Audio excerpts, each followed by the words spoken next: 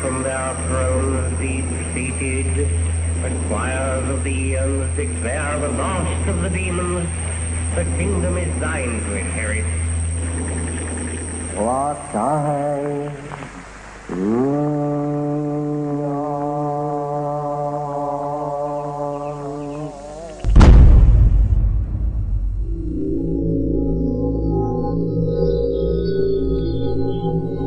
The Golden Dawn's most notorious member was a self-confessed Satanist, Aleister Crowley, who styled himself as the Beast.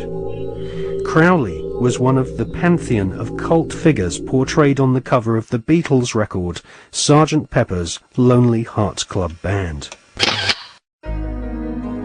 Crowley had already been trying to contact the devil in 1898 when he first made contact with the Order of the Golden Dawn. By 1900, Crowley was mingling with the elite of British society, sharing his knowledge of devil worship with leading Masonic politicians, aristocrats, and royalty. Crowley was a full-time occultist and had no day job in which he had to hide his fascination with Freemasonry and Satanism. In his book, Confessions, Crowley claims he was initiated into Freemasonry at the Anglo-Saxon Lodge in Paris. He also recounts how he became master of one of London's oldest and most respected lodges, the Studholme Lodge, which is now rumoured to have Tony Blair as one of its members. Crowley shared Albert Pike's enthusiasm for the devil. In his book entitled Magic, Crowley writes, "The devil is this serpent, Satan. He is life and love. He is light, and his zodiacal image is Capricornus, the leaping goat, the Godhead."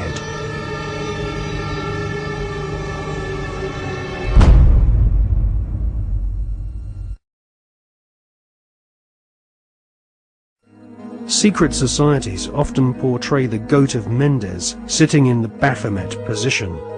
A statue of George Washington himself, a high-ranking Freemason, shows one of America's founding fathers sitting in the same occult posture as Crowley's goat-headed devil.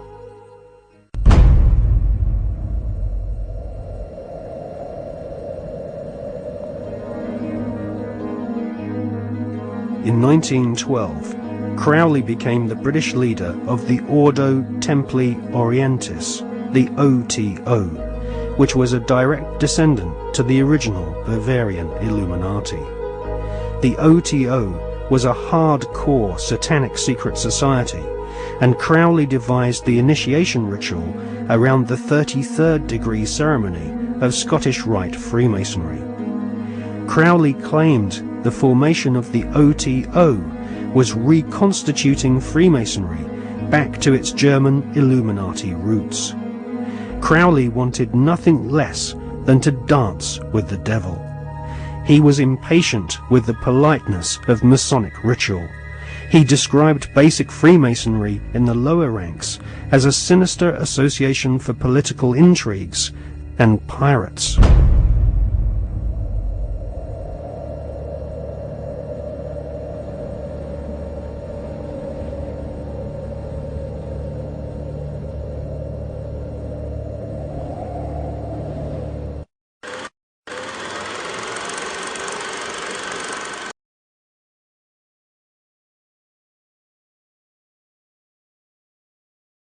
And when you start to research the subliminals in advertising and television. What staggers you is not what they do and what's there, but the scale of it. I mean, it's like our consciousness is being hit by an explosion of this stuff. Because you see, this is another interesting point. Experiments have shown that about 1.5 seconds before the conscious mind decides to take action, move its arms or whatever, speak, 1.5 seconds before it consciously decides to do that, the electrical signals have begun in the brain to do it.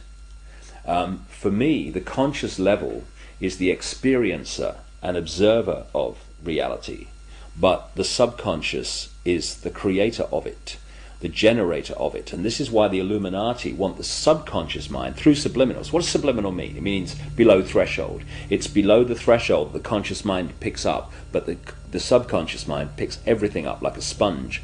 And therefore they are planting these thoughts into the subconscious, which then filter down into the conscious, and we think we're having our own thoughts, when actually they're implanted thoughts done at a subliminal level. Rats were caught in the sewers a week ago. Now they're stopped. When the plastic door is raised up, the rats will shoot out like bullets. It was a common punishment in Imperial China. Do it to Julia! Do it to Julia! Not me! Julia!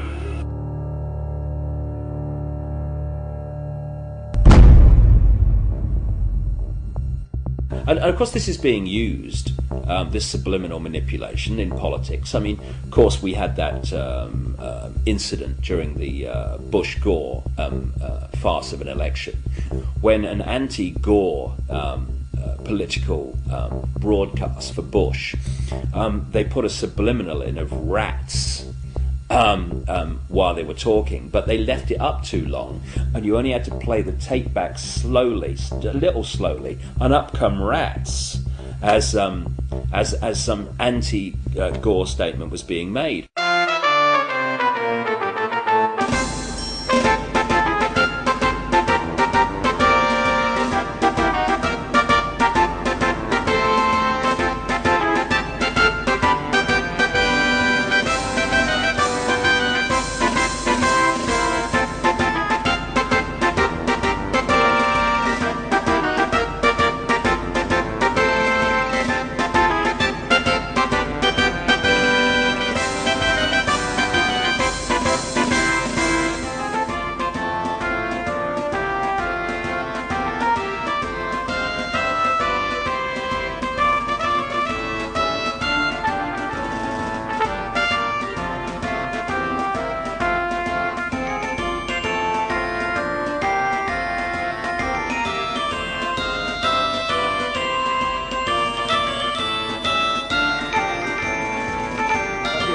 Necesito tu voto para seguir luchando por el futuro de nuestros hijos.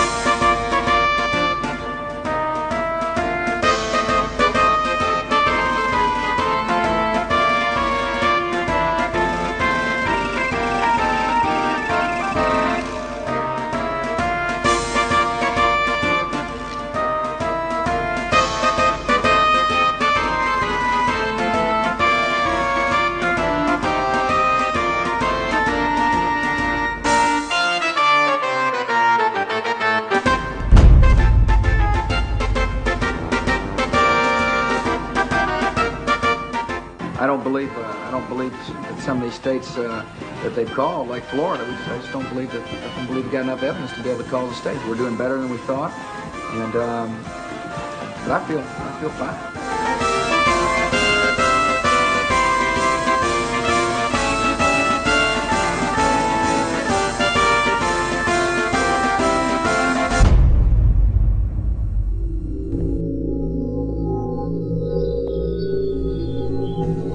In accordance with the laws of the state of Florida, I hereby declare Governor George W. Bush the winner of Florida's 25 electoral votes for the President of the United States.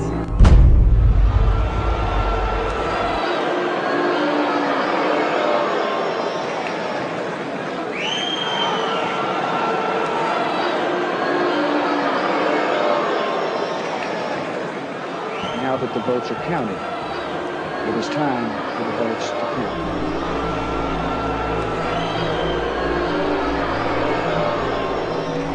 I wish to point out that our American democracy has triumphed once again.